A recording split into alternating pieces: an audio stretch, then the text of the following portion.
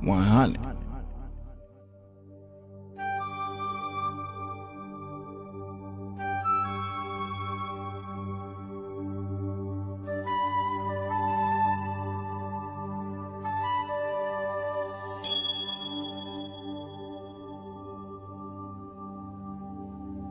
Baby, thank you. Slim, it's good to see you. We want to thank you guys for your big heart and for loving the people in New Orleans and coming back and giving back. So I want to thank you on behalf of the residents of District B and of Central City. It's because of your commitment and your unwavering support of this city and this community that gives us the hope to continue to win. It's good to know Thanksgiving that you all's heart's still here, that you never forgot where you came from. Thanks a lot. This is us now. 18 years giving back to my community, my neighborhood. People that helped me, watched me grow up, that raised me, knew my mama, knew my daddy, knew my family, saved us, tried to teach us and show us. But, you know, being young, we just did what we felt we wanted to do. Couldn't give, so we took. You know, uptown, everybody know each other. Everybody know what everybody about. And I love my neighborhood. I'll never leave it. But I'm gonna bring you back. Show you the life before we had anything. My name is Kim Williams. I am the sister of Brian Baby Williams, Ronald Williams. My oldest sister was Joyce Simpson, and it was me. We grew up on Saratoga Street, and we lived on top of Gladys Bar, which was my mother's barroom. Love and happiness, yeah. Something that can make you do wrong, make you do right. Yeah. Love.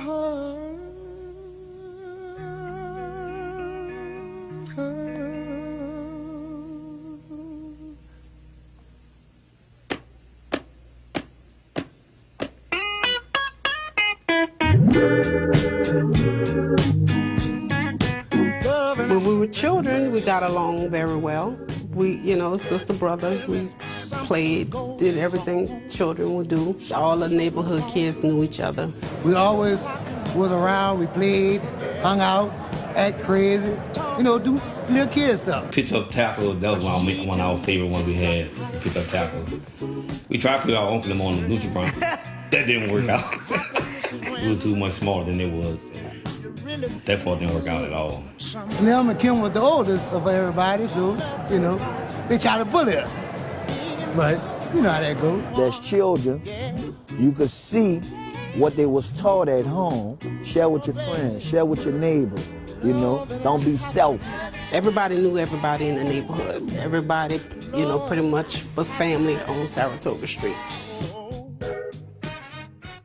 Much as I can remember, my mom always was sick. She would be on oxygen and going back and forth to the hospital. After she come out the hospital, she had this tank where they had to put this oxygen thing for her to breathe. Now, I would go over there and clean up and wash and fix food for the children so she wouldn't have to try to do that. She didn't want to feel sick because she still had that strong feeling.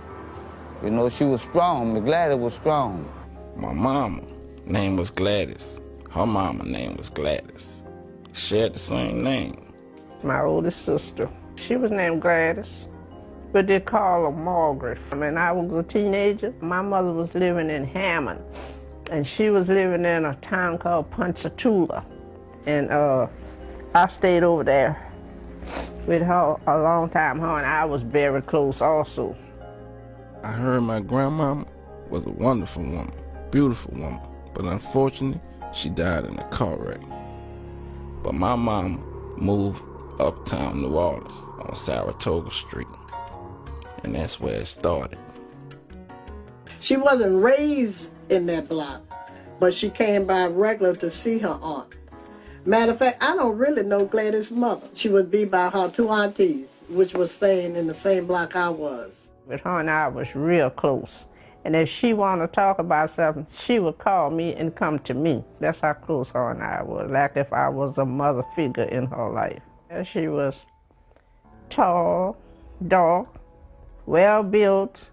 She was a good-looking young woman. Bertha and Earlene, they were just regular young women having a good time. She just used to tickle me with her walk. I just loved her walk. I'm 82 years old now. When I dress up and put my high heel shoes on and my clothes, I'd be trying to walk like Gladys. I would never forget that walk. I just heard so many different stories about my mama, how beautiful she was, how sweet of a woman she was, how everybody loved her. Then she met my daddy, Mr. Johnny. Johnny had been down there a while, you know, but I know Gladys wasn't his first wife. That I know.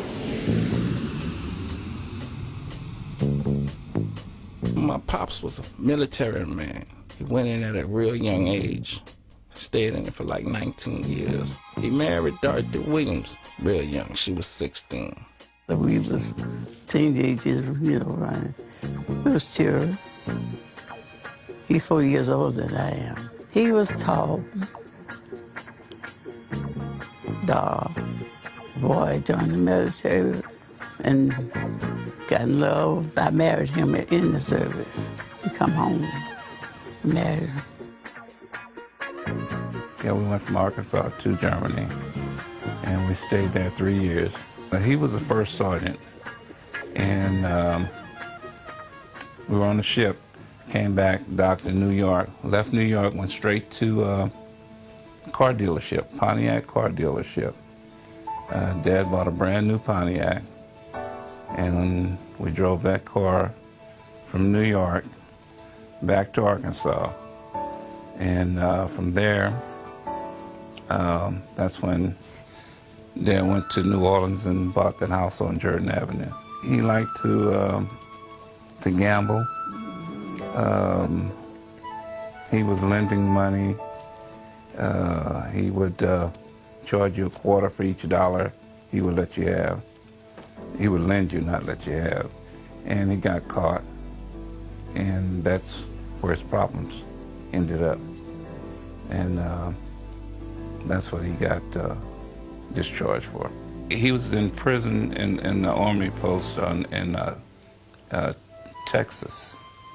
There was an article in the paper where he had to put up some money to get released. I talked to him. He said, I ain't gonna gamble no more. And go right on down. Come out and stayed home and just run the street. Started to run the street. And we stayed together till he got about 40 or 50 something years old.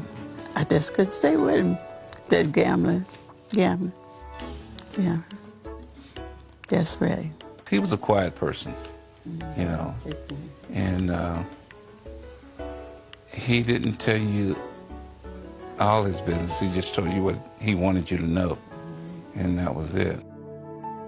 I got 10 brothers, 12 sisters, 2 sets of twins, Nell, Andrew, Nell, Robert, Gracie, and this was all before us. I do remember him coming to Kansas City when we were younger. He brought my grandmother here to stay with us.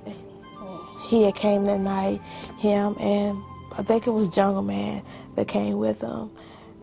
And after he left, I didn't see him anymore until I was 13. You know, Pops was a roller. He left Kansas City and went back to New Orleans.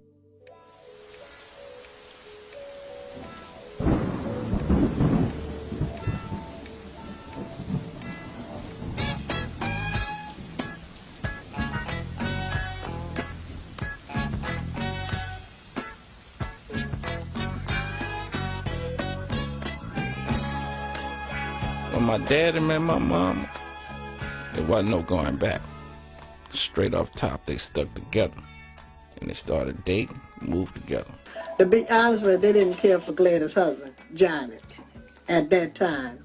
They learned to, they accept him, but at the beginning they like, because it was age different, by her being a younger woman and him being an older man. She was real young, in her early 20s.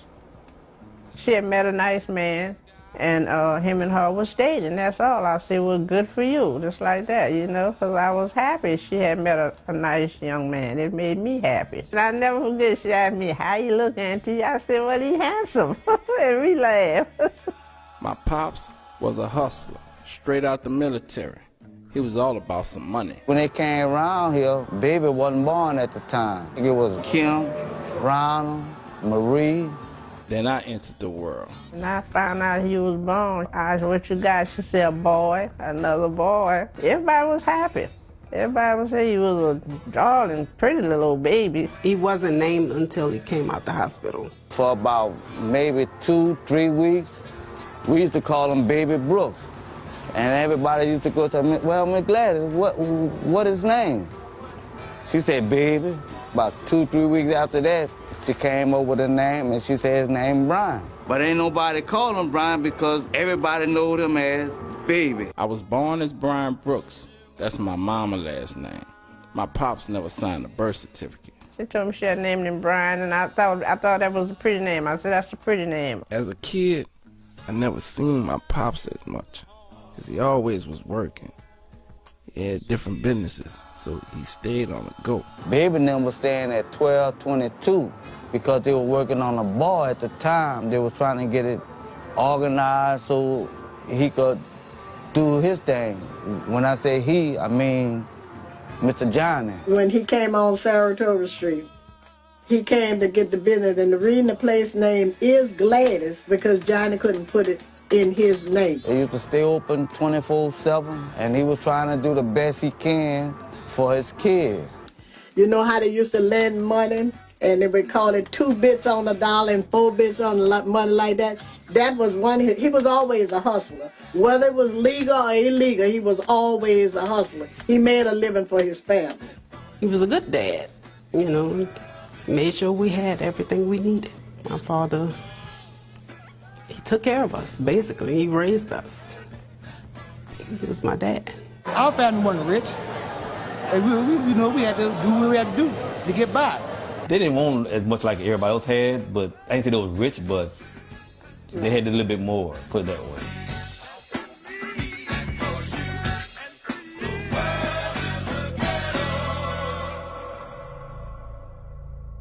My mom died when I was 8 years old.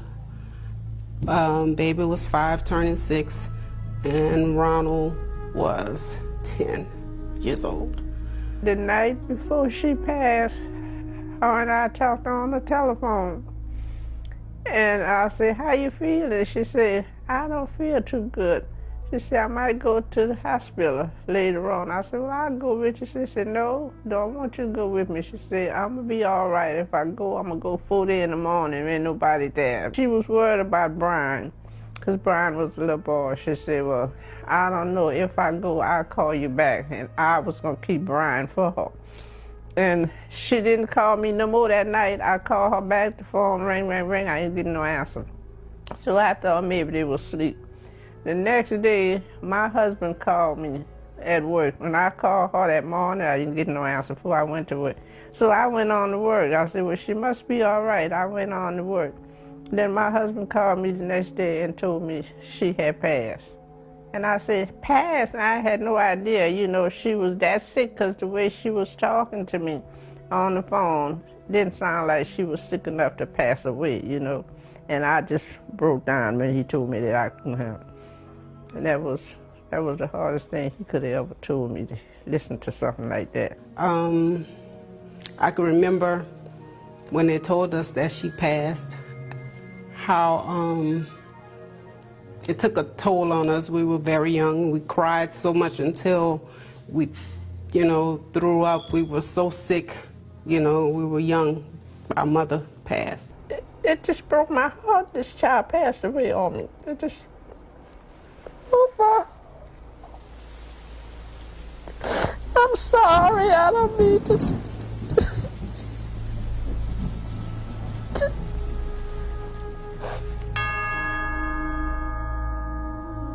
5 years old when my mama passed. Just a dark day in life. Kind of hard for me, hard for us, to try to continue living life without my mama.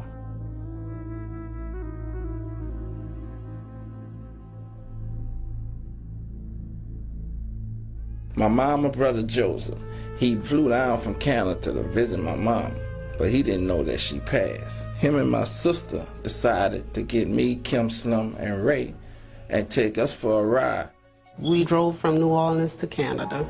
It was me, Slim, Baby, and my nephew, Kevin. Now, at that age, we didn't know where we was going. We know we were just riding. I mean, for days. Next minute, we know we coming from sunshine to snow. We were like, man, where we at? Man, we was in Canada, Prince George. Being out here in Canada, knowing my mama just passed, I'm young and I just was angry all the time. I stayed inside a lot. You know, it was cold anyway in Canada, snowing all the time. All I can remember, it was snowing and it was cold in Canada. I know my father wanted us back because I've been told that he worried very much. Returning to New Orleans was something I wanted because I wanted to be with my daddy, knowing I just lost my mom. So we came back to New Orleans. I don't remember much of that. I just remember being back in New Orleans. We pretty much separated. My mama went her own way, and she took me, of course. And, you know, Baby, Slim, and Kim stayed with their dad. When we came back, you know, he had to turn us over to child care because they was looking for us because we didn't have a legal guardian. So we became property of the state. We was put in the boys' home for like 2 years. My pops went back and forth to court and proved that he was our biological. And when my pops got us back, my name became Brian Williams.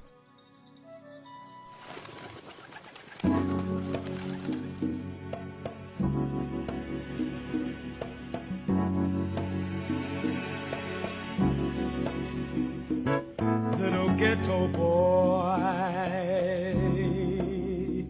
playing in the ghetto. Yeah, we back on the block. Yeah, back with Pops. This is where I always wanted to be with my Pops. And have to face responsibility. Now that my mom's passed, Pops had to move on, so we had to respect that. My name is Patricia Williams, and I met Johnny in 1974.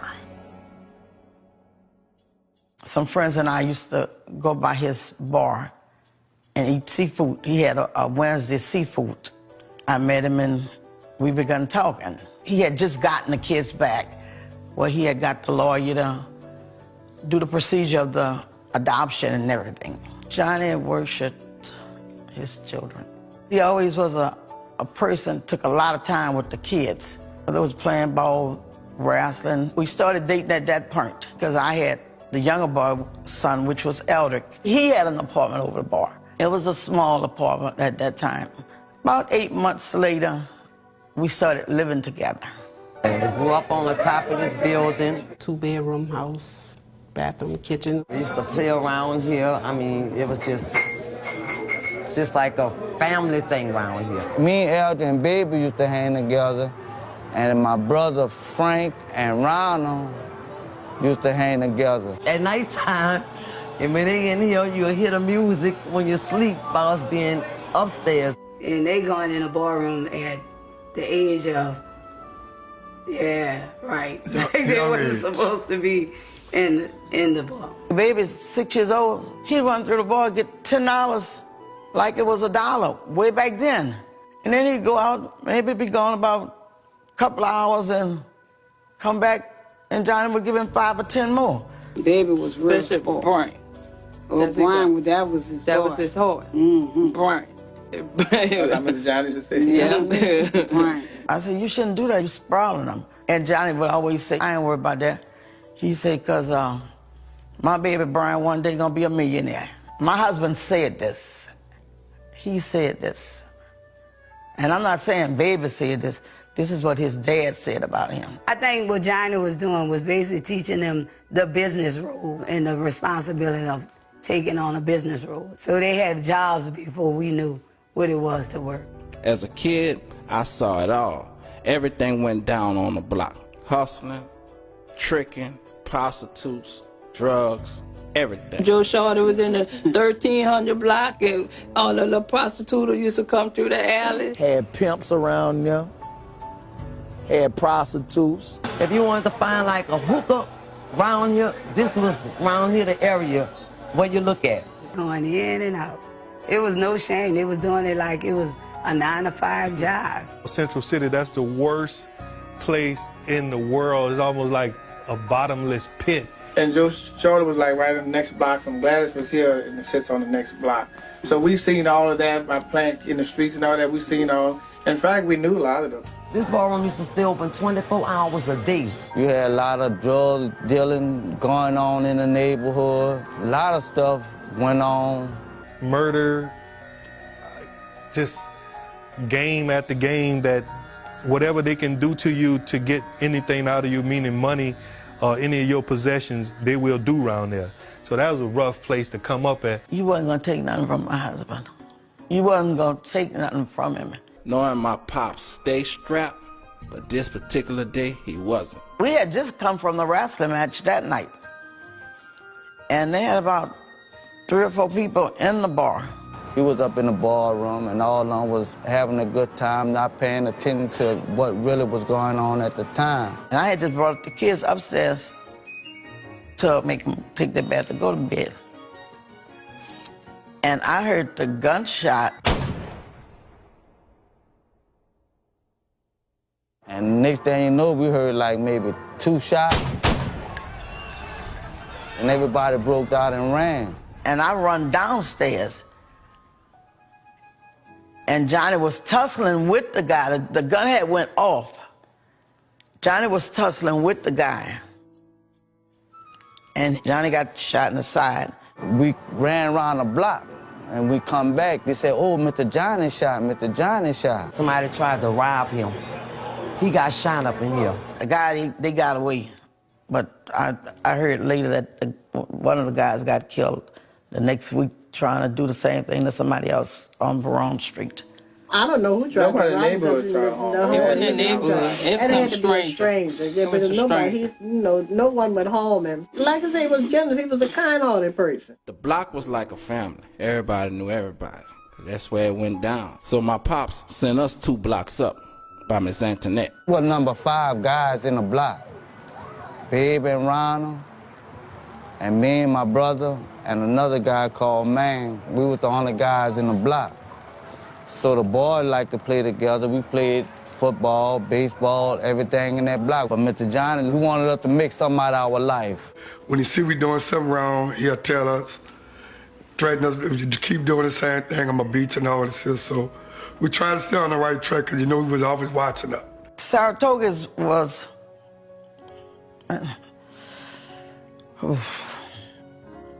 like I said, a ghetto area compared to where we was able to move up to. Johnny had to move with them from off top of that bar, right? That's why they told him he had to get a house. Yeah, he had to get a house. Johnny couldn't stay over a bar. That was the law, said he couldn't stay up there with those kids. My pops decided to buy a house because the police was harassing him so much. We moved off Saratoga, further uptown. We moved uptown, New Orleans, on Valance Street. And we just had a normal life, as normal as possible.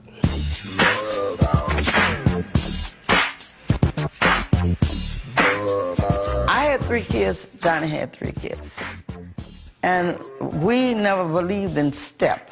I didn't treat Baby as if he was a stepchild. I didn't look at him like that. I felt like he was mine. Kim, it was hard for her saying Mom. She always addressed me as my stepmother. I think she just had a hard time adjusting to losing her mom. They loved Saratoga, and once they met new friends on Valance Street, they loved them too. Still coming back and forth on Saratoga Street, but the bulk of the friends was up on the other end. It was nice over there. They had 4 bedrooms, so then you had Mr. Johnny and Pat, then they had Kim had her room. Then LJ and Baby, all of them still in one room together. So we have bunk beds in there. We have 2 bunk beds where it be 4 of us, so them 2 on that side, the other 2 on this side here. Man, when you think it's just gonna be 4 of y'all in one room, before you know it, man, it's like 6 or 7 of us in there. They was living way up amongst people like us, like low-class people, you know what I mean? So they was just beautiful in the house and everything. Baby and Kim fussed the most.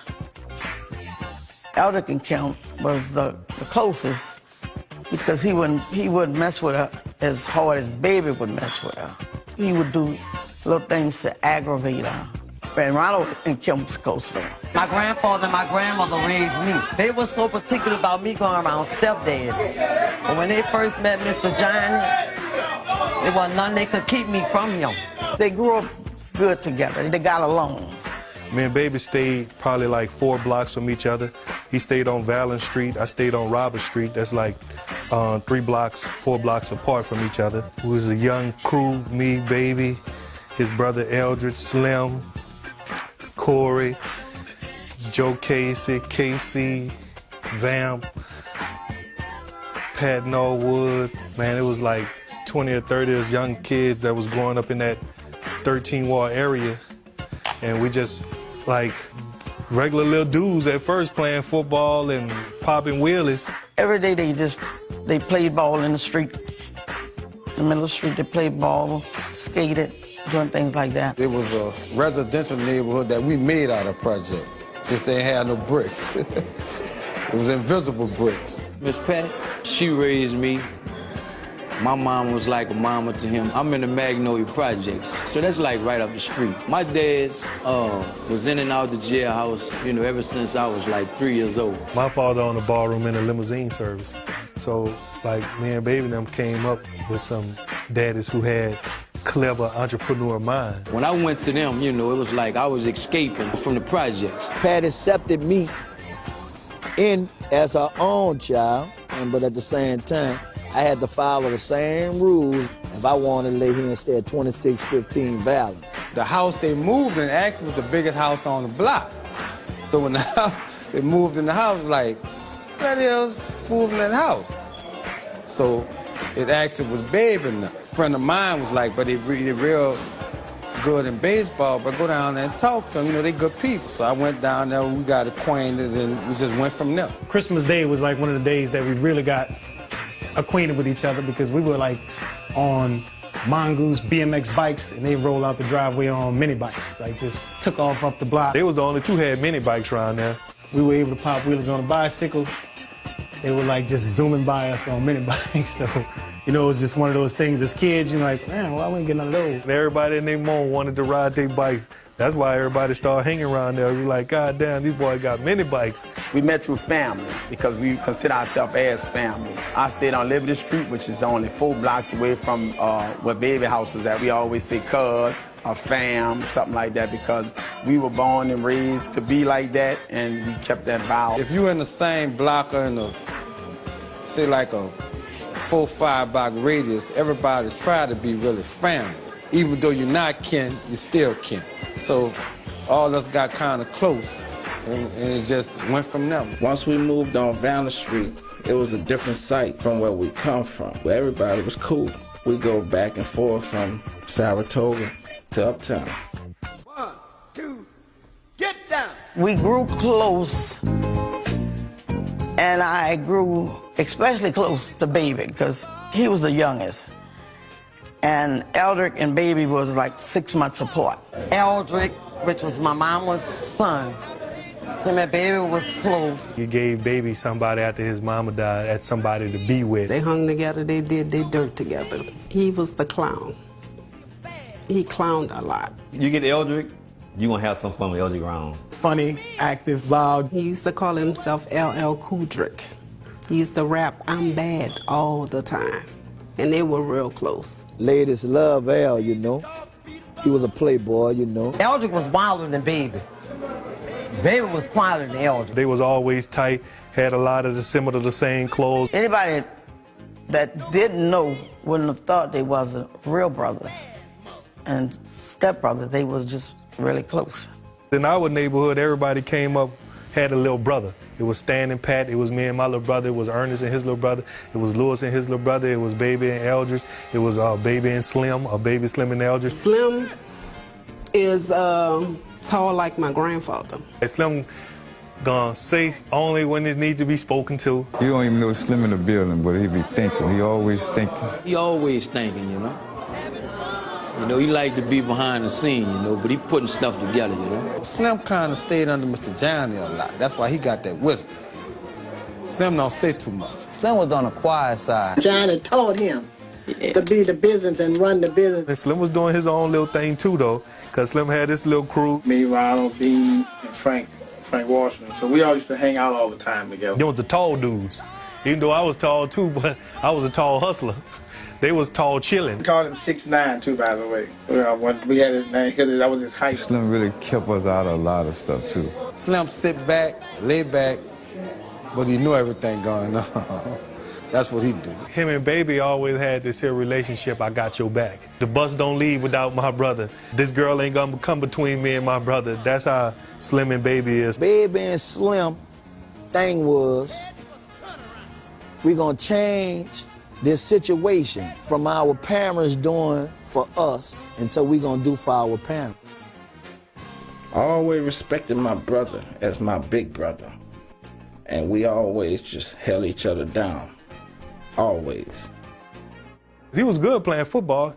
He was a hell, because we had a little football team too. You know, we had a Sandlock football team, and we used to go play other teams in the neighborhood. I thought he was going to be a football player, because that's what he used to always tell me. I'm going to be a football player doing it, because he always talk about, I want to be a running back. They played baseball, they played basketball, they played football. Sponsors were ball owners, and they would go around trying to get teams to play for them.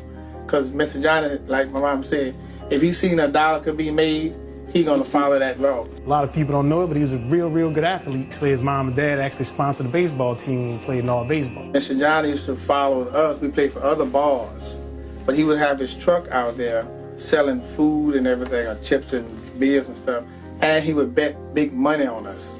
So Mr. Johnny won a lot of money on our baseball abilities. They won like 3 championships back to back. Sports was my first love, and I thought that'd be my way of getting out the neighborhood. I can remember getting up, going 5 o'clock in the morning to go get seafood for the bar, all that kind of stuff. And he would be up. Stan, you coming? Yeah, I'm up. Let's go. We would ride with his dad to go all the way down to Chalmette to go get hampers of crabs to boil for the bar. They would have seafood night at the little bar. Our duty was to sweep the ballroom first, mop the ballroom. The delivery truck would come, and I said the delivery truck, the beer truck, so they could generate the money that's going on in the family to lay here and support their children. My daddy always taught me to be a leader, follow no one, be your own man. And I watch him since a kid just be his own man, and I follow his footsteps. The basement was a place where some people who wasn't familiar with the house and wasn't familiar with the family, that's as far as they go. That was the place that everybody hung out, was in their basement. All kind of decisions were made in the basement. Some shit went on in that basement, bro. Sometimes you could be a kid making grown-up decisions to do some things. And when they made up their minds to just get into it, whether it was right things or wrong things, the decisions were made directly in that basement. That's where it went down, but it was just a certain amount of people that knew about it or coming there. Drugs, girls, crime. Bagged up everything, rolled up everything, count money down there. Shooting in the basement, everybody hiding in the closet, because they shooting down the alley, fights. Shot dice down there for 3-4 days straight. You'll stay in the house and Miss Pat wouldn't even know. You be in the room, they'd be in the next room, and they'll have to hide you and all this stuff. It seemed like the landscape had changed in the community from playing football outside and basketball in the park to grinding. Coke, you should have broke because I ain't no joke.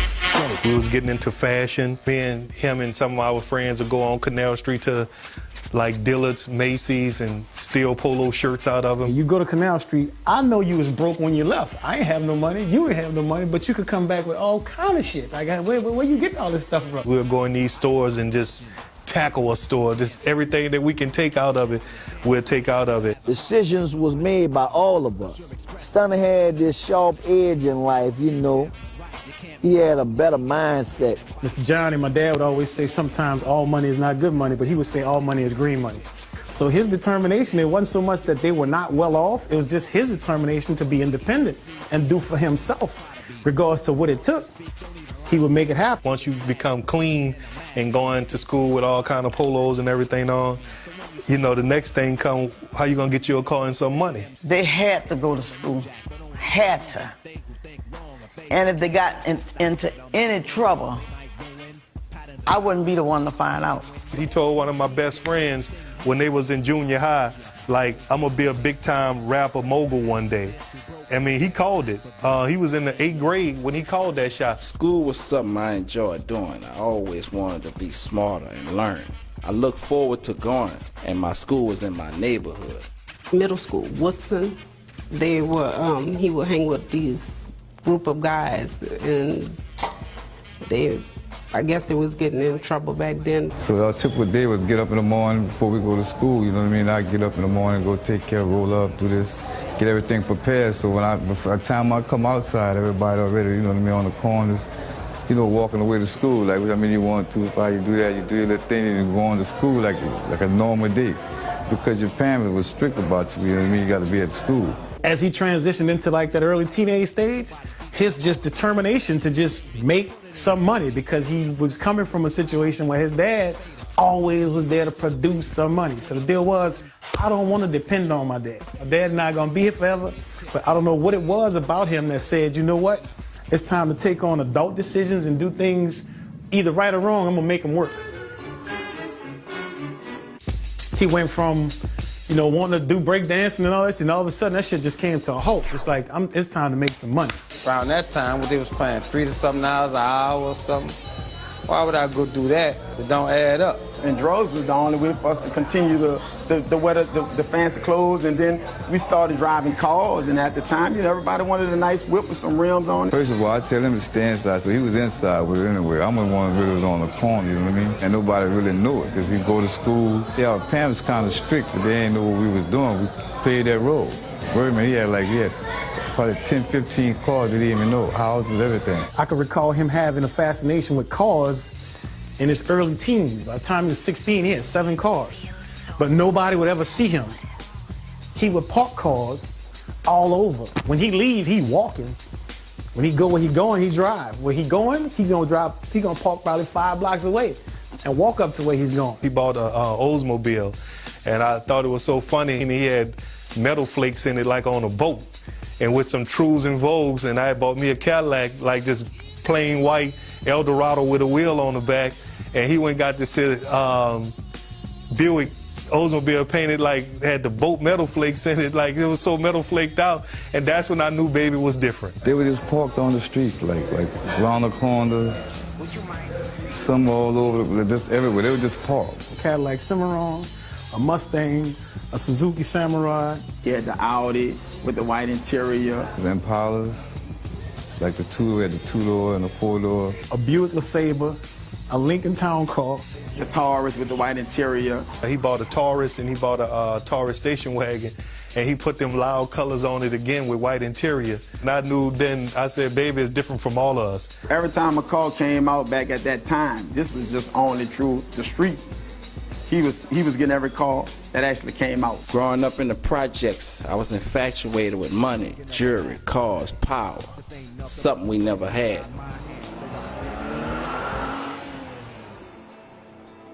A good student, did well in school. If he in the 10th grade, you in 11th, your book sack is done. Summertime, him, Baby, they would do that kind of stuff to read over so they know everything they need to know. The next school year, do all their schoolwork in advance so that if they missing school for a reason, the work is covered. Everybody else got book sacks. This dude got a briefcase.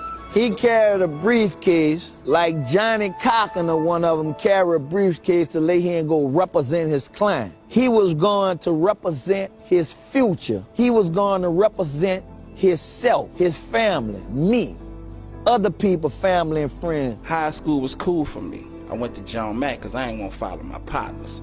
But my 12th grade year, I decided to go to school uptown, so I went to Fauché. You know, I was playing ball and we was balling at the same time. But when I got kicked off the team, streets was the life.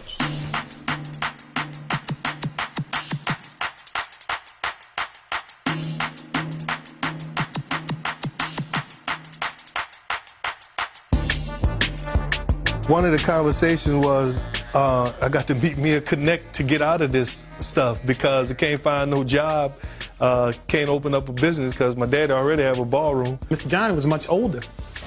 He was like, you know, my dad not gonna be able to do for us forever. It was no way out but to say I need to meet me somebody or I need to stand on the corner all night till I get my money right so I can, you know, get myself out of this here poverty. Whatever he said out of his mouth really, like, it came true or it was just like a reality, like he saw it before. One time, we went and rode out in a Porsche shop on Tulane Avenue. Baby said, one day, Joe, I'm gonna be able to buy all this shit. If it came up with a plan to do something, it was like his decision, solely his decision.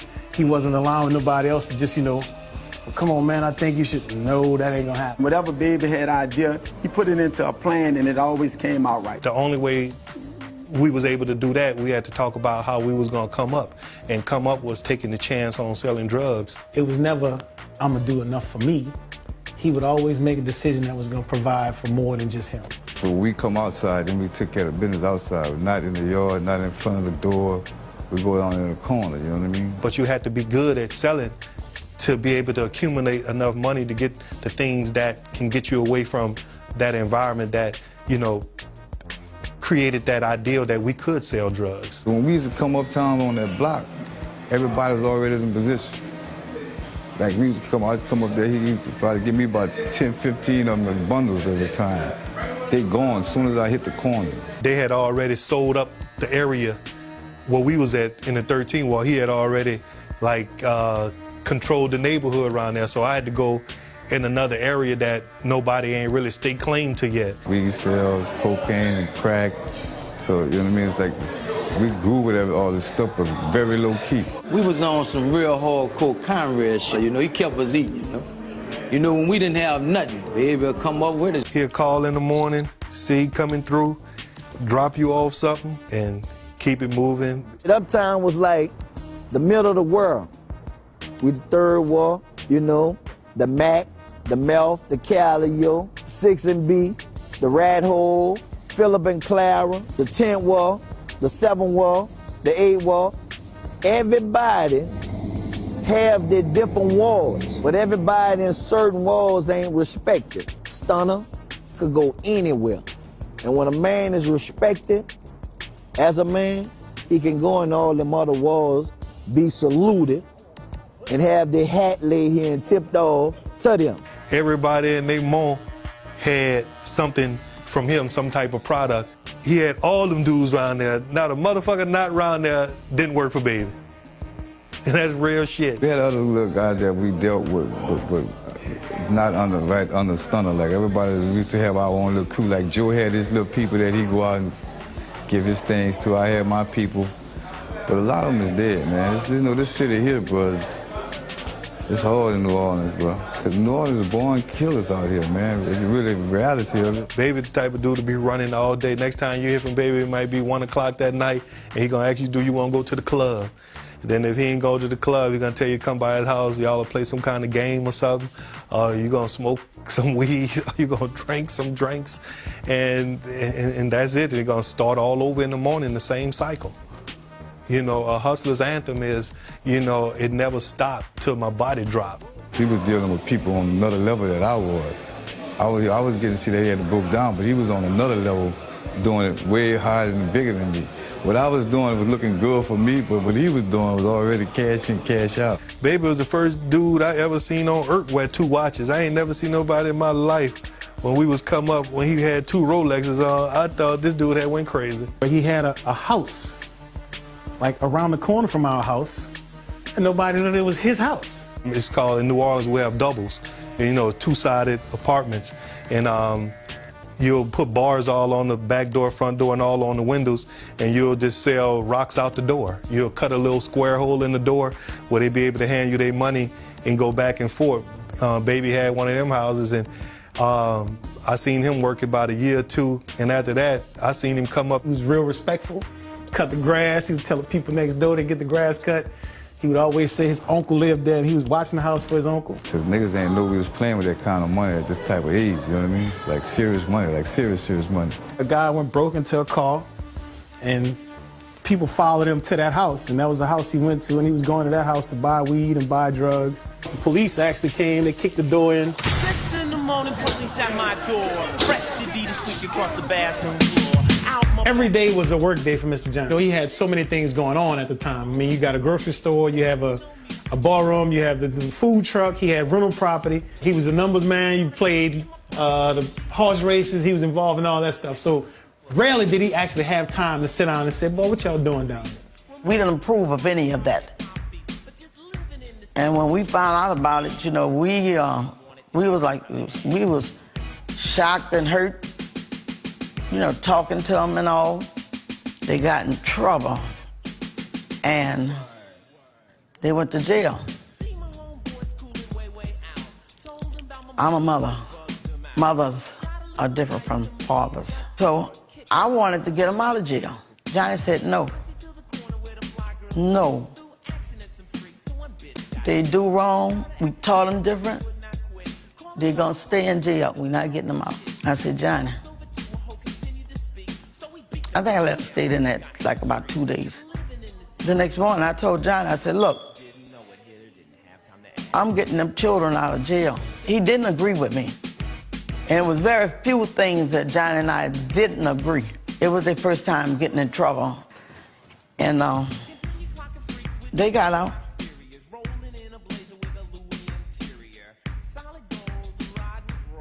When they kicked in the house and they did what they did, they roughed them all up. I think they might have took like 80 grand, like $80,000 in cash that nobody knows nothing about, no kind of way. The police just, and it was a jack move. They took them to jail. I mean, I'm talking about the charges were like, went from all kind of shit to like a few charges because they knew they had them took some money. So his thing was he had to recoup that money.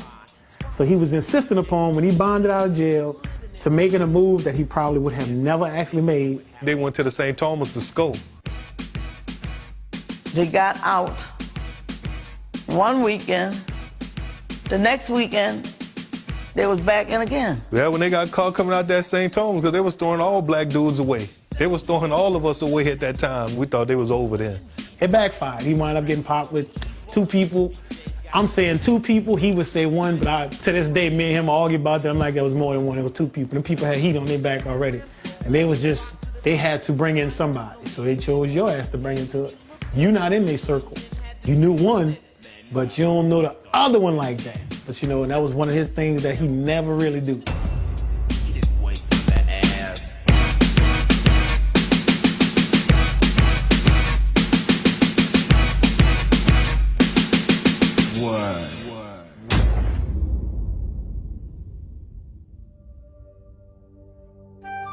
Being in jail made me realize this ain't where I want to be. This ain't how I'm gonna live. I learned all the tricks of the trade at a young age.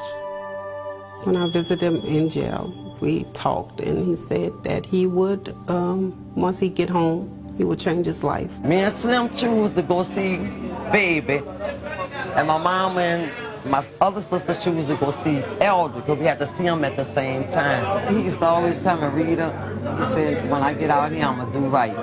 I said, baby, I said, so many of them come out, they be in jail, and come out here and say that and go back and do the same old thing. And he said, Rita, I'm going to do right. Jail just make you know that, like, if I'm going to do this shit, I'm going to do this shit right because this what they got for me. This what they have set for me to come sit down when they figure like they done caught me up in what I'm trying to do. So what I'm going to do my shit better so they won't never sit me down again. The last time we went to jail together, I squared up. And when he got out, he squared up. He said, man, that's enough, bro. When I was in jail, I read the entire Bible. It changed my mindset and it changed my life.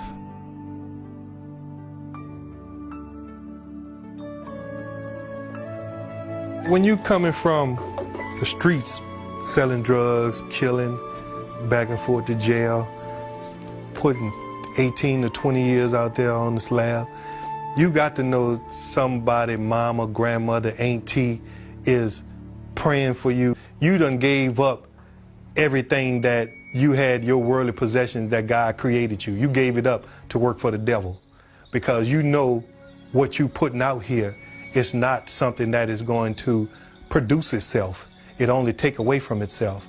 So you're gonna need your grandma, the neighbor. You're gonna need just a person who see the police hacking you up. Lord, I hope that boy get his life together. You may not even know him. People with silent prayer up going in the prayer closet for you, going to church and telling the preacher that I have a boy, could you keep him in church, keep him in their prayer? Because that's the only thing that can get you to where we are now. Baby real religious, him and Slim, man. Real religious.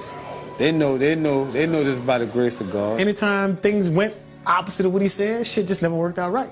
They tried to rob him downtown. Somebody kicked in and started shooting through the door. They could have killed him then, him and Joe Casey, when they robbed him downtown around John Mack. He got out of that with the blessing of God. We would pray and cover them in prayer and just ask God to keep them. I guess it just makes your faith grow to know that the grace of God is that powerful to keep you in the midst of all this negativity.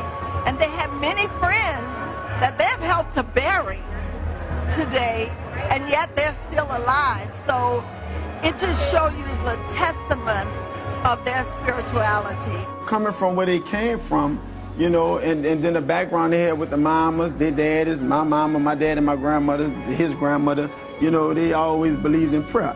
And like they say, you know, you had people around you that was praying when you wasn't even praying for yourself. You may pray, like, God, get me out this, and I'm not gonna go back, right?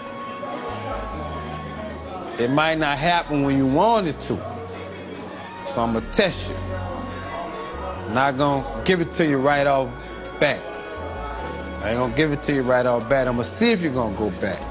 And if you don't go back, I'm gonna bless you. And that's what he did, he got blessed.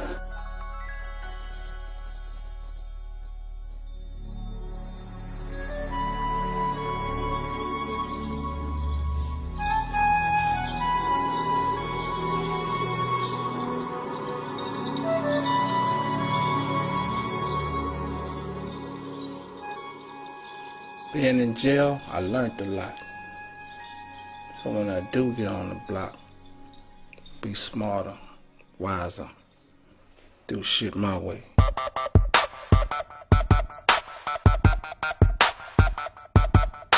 He came out with a whole different mind state. When I say a whole different mind state, he came out with a whole different mind state, which means he was on this positive kick. He was like, you know, coming home, continue, come home, and still did the same thing though. But this time, certain people he had to leave behind.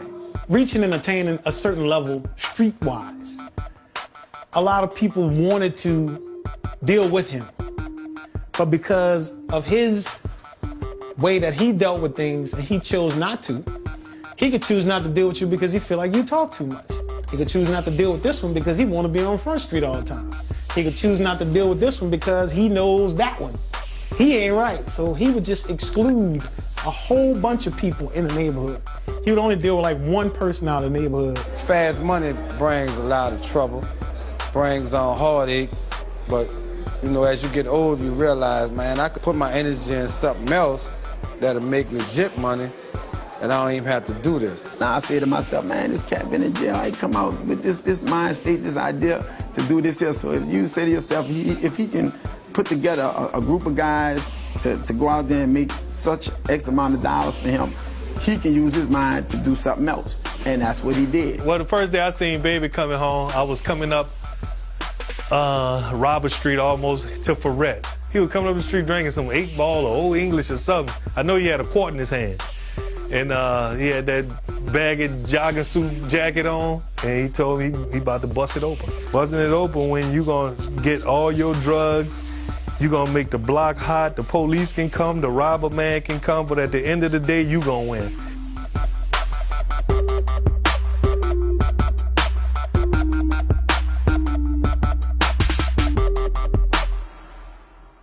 They was dealing, you know. Eldrick was like in that drug, dealing drugs. And Eldrick called me that night, so I knew I wasn't worried about him. He ain't coming home. The next day, I didn't hear from him. I knew something was wrong. My mama called me, she said, Eldrick ain't come home, and it wasn't like him not to come home. Because he was gonna let me know wherever he was. And I called the police. The guy told me, he said, well, I can't do anything about it.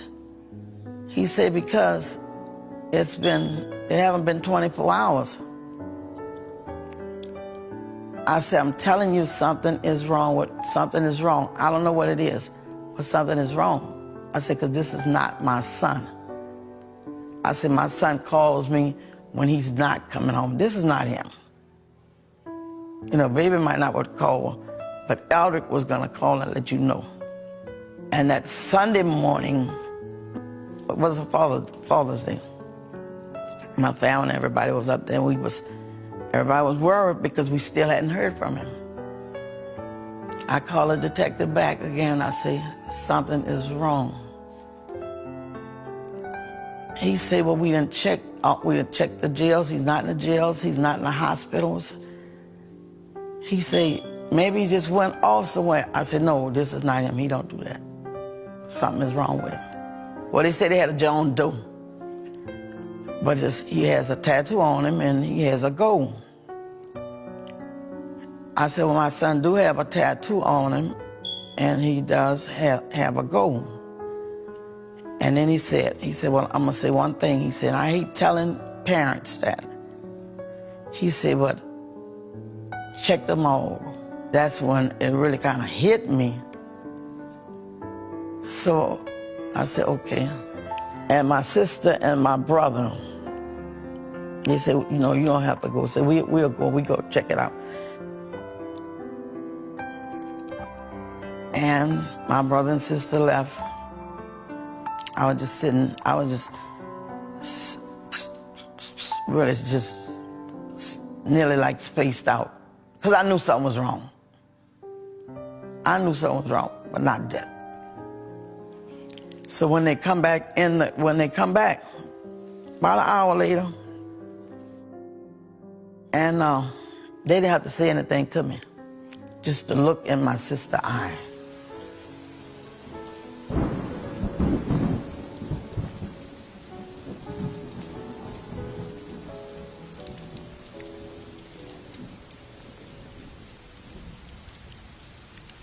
I knew it. Just looking at it, I knew it.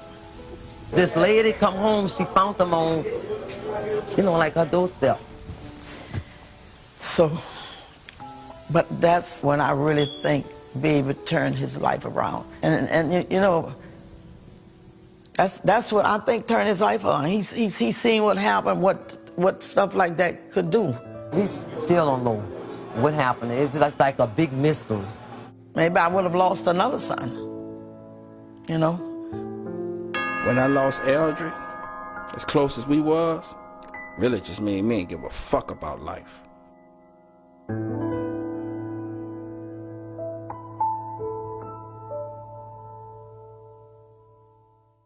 They had that bind where nobody could take. And when we lost Eldrick, it was like devastating him. Right after Eldrick got killed, it was like, you know, he started to really transition that stuff, right, you know, for the most part, right? Because you can't get no closer than that. Devastation, sadness, you know, bitterness. It was a little bit of everything because, you know, they was tight. It messed Babe up, but I think it opened his eyes up too. So it did two things, you know. We don't realize when somebody died, it's not really about the dead. It's God trying to touch you in another way.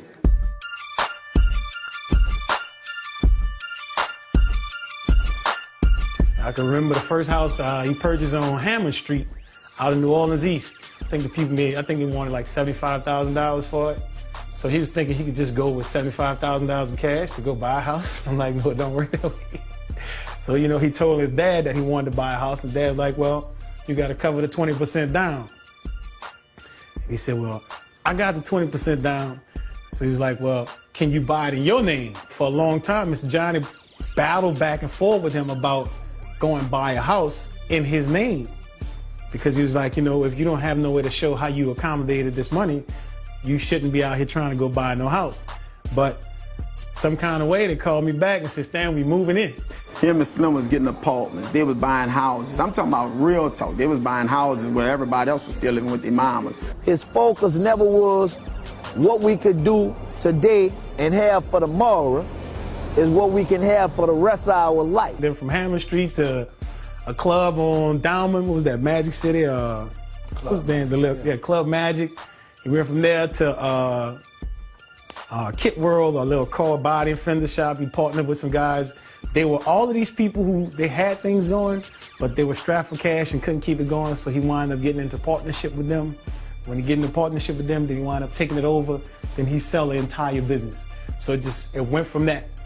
It just started steamrolling from there. Eldrick used to always talk about rapping. He used to walk around rap, right?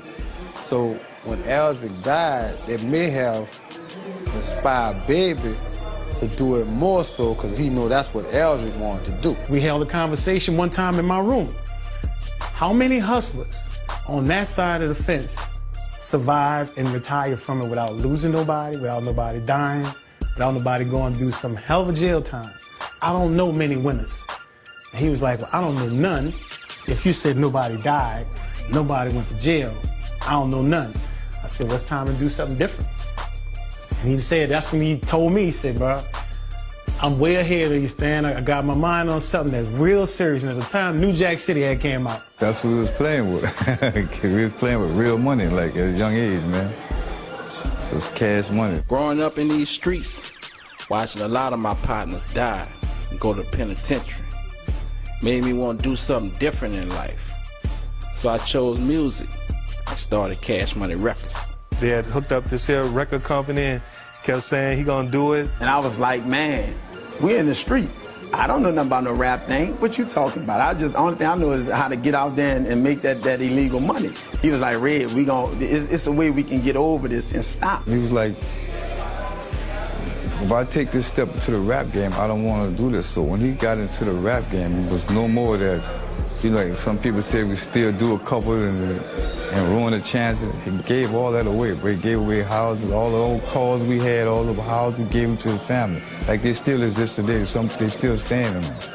Like he gave all that away and he went out there with the rap and just stuck with it. But ain't no more hitting and missing, still selling them. No, there wasn't none of that. He gave all that away. So him and Slim came up with an idea and it turned into a plan. All of a sudden, he got the paperwork done on it. He took the same hustle to the music business. What really made me look at Baby and Slim at that time, especially Baby, because me and Baby really ran day for day, night for night. I seen the determination. And me, myself, I was still on this negative thinking. And he was determined to say it was a better way and it's another way we can make money without selling these drugs on the street. They needed some money to do it, and they didn't have it, so me and Johnny, we gave it to them so that they was able to do it. Straight stunting, Cash Money Records in the house, got it all going on behind us. But so I got my man Manny Fresh in the house. What's shaking? And who's that other guy? Billionaire status, 'cause I've been having millions. You know how got the game Baby go. in the house, CEO representing. All that, whatever you want to name it, just call me Money. Don P. Cristal, #1 stunner, CMR for life. It don't matter. My dream as a youngster was to be successful, be somebody, be a leader, grind hard, never quit, never fold, work for it. When the party over, we should be about 60 years old, right? With about 100 million drunk and chilling with our children.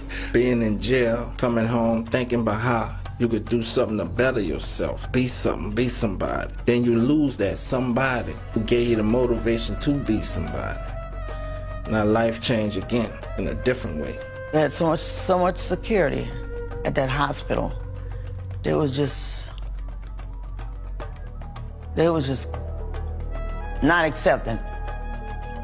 They was just like, they was going crazy because my husband was in a car accident. The accident, happened on Forest Street.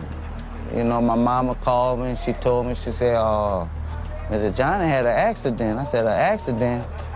She said, yeah, somebody ran a stop sign on him and they ran into him and he hit a house on Forest Street. See, when Johnny had the accident, they rushed you here to a trauma hospital. But Johnny's primary doctor was at a private hospital. So I called him the next morning after the accident, because my first thing was to move him. And he told me, Patricia, he said, it's not gonna do any good to move Mr. Johnny. He said because 90% of his brain was dead from the accident. I couldn't tell my kids that, not from the beginning. I knew this, but I couldn't tell them that.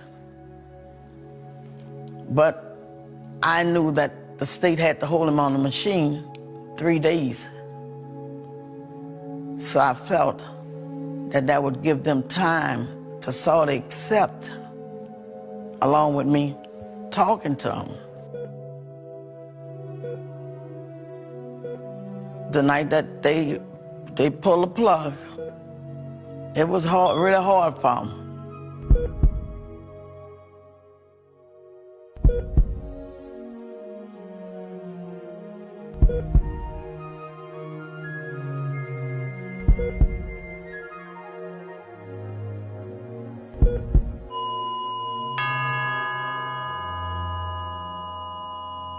Some of them didn't get along at first, but they got back together. You know, it was like Ron and Brian, they was able to deal with it. Kim, it was really hard for her. Sharita, she was able to deal with it. It was just hard for them. They were just going at, just like trying to pull away from each other in different ways.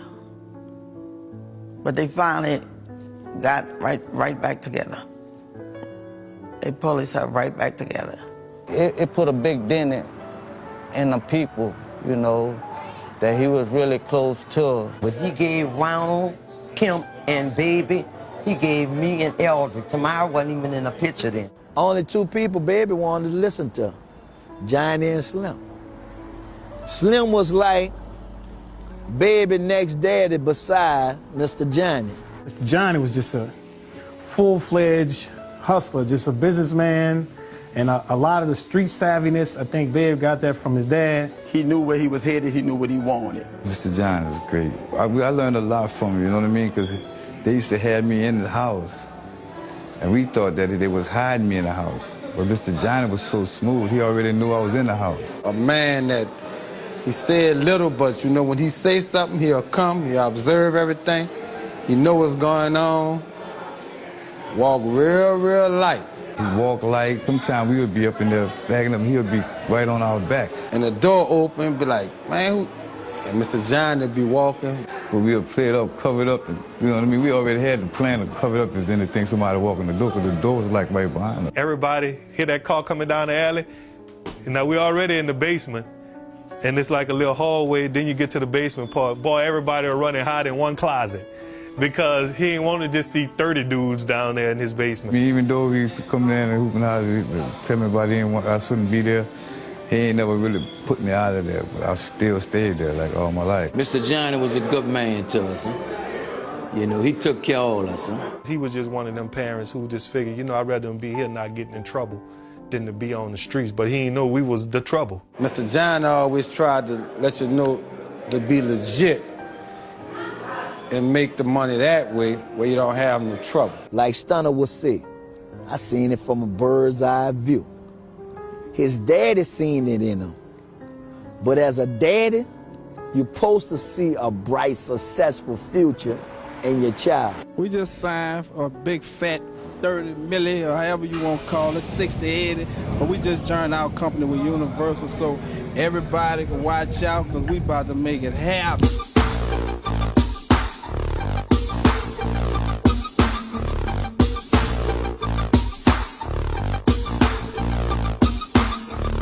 Before the deal, you know, we was the largest independent company in the world ever. We worked hard to build this sound, and with the rappers and the flossing and all that we talk about, that's our thing. I'm Stunner and I'm the Birdman, Bubba Beatrice, Brian and B. You could pick one and name it how you want to, pimp. A lot of people don't have the work ethics that Cash Money got, you know? They not like hustlers like, you know, the way we hustle. I don't clone, you hear me? I am number one. You feel me? Right, right. Ain't no clones around here. It's one JR and one Birdman. We neighborhood superstars, Daddy. I put all this together, me and my brother. Cash Money gonna represent uptown, downtown, New Orleans, whoever on this label, where they from, we're gonna represent it. We straight uptown, fresh from downtown, and we're gonna represent our ward. You know, that's just us. That don't bring no money to us, but that's how we spit it. Right. That's just our motto. I don't even want to be on TV. They beg me to be on TV. But guess what? I'm going to show my ass, partner. I'm going to shine, and ain't nothing going to stop me. When I come through, homie, it's big rims, big ice, and big things. I'm telling you, it's all gravy, pimp. I'm really just into, opening avenues and just altering my power. Still feel I'm a gang spitter. I can't rap. I got Wayne for that. Anybody want to rap, they can holler at Wayne. Wayne gonna entertain you on that level. Right. My interior costs $25,000, dog. That's cost more than some niggas' houses. I'm fly, dog, for real. I'm around the best. Wayne the best that did it. I raised him. I really want to open a lane so my youngest could come behind me. You feel me? We got the music thing. That's a pattern of life where we can come up out that ghetto. The grounds that made me, where I come from uptown. You heard me, Saratoga and Rattle, Malin, Pat, Bryce, Lag, Daramo, a lot of rest in peace. And, the Melfamine Project, La Eddie Paul, where I come from on the 3rd floor. Over there with them, rest in peace to a lot of soldiers we left in there. And big ups to the Calio Project, the Magnolia Project, where I come in, where I put my bones down, where I made my bones at, with my brother Shaheed, who really, 2nd floor, gave me all the game I ever needed to survive in this world. And I definitely got to go up further, uptown, Valley Street, Coochie Miley, rest in peace to my little brother, the North Wars on the corner world. Everybody who lay their crown down, their brother, for the mountains, from where we come from. And definitely Big Rufus, Sugar Slim, Squaloo, the little homie Jack, Fresh, everybody who held it down for us to get where we got and what we trying to do and what we want to accomplish. Cash Money ain't gonna never change. We gonna always be neighborhood superstars. We gonna do this to 3,000, Playboy. If money involved, I'm out there, and I can respect it. If money involving a nigga out there, that old foolish shit, that nigga get some money.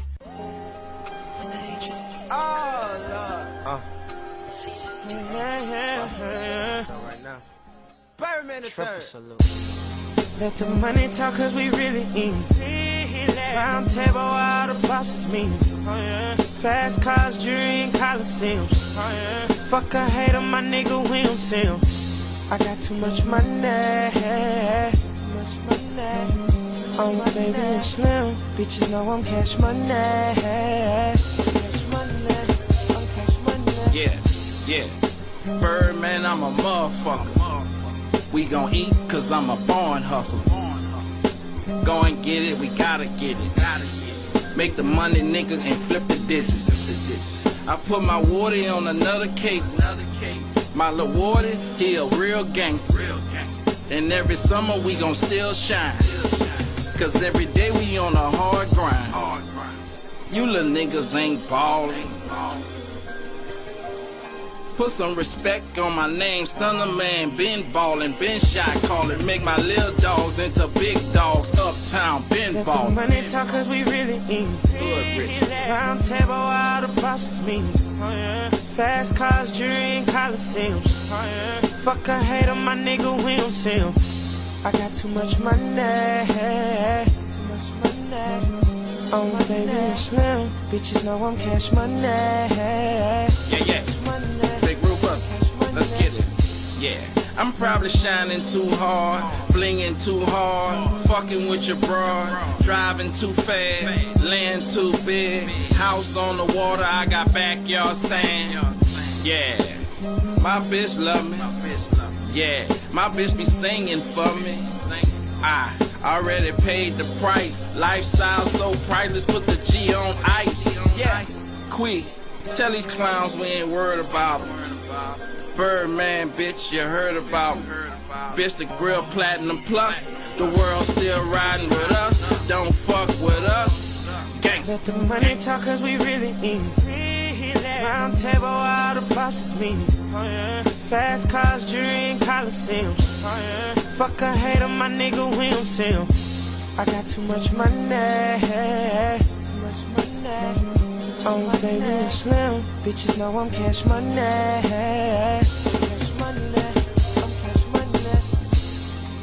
Thank you.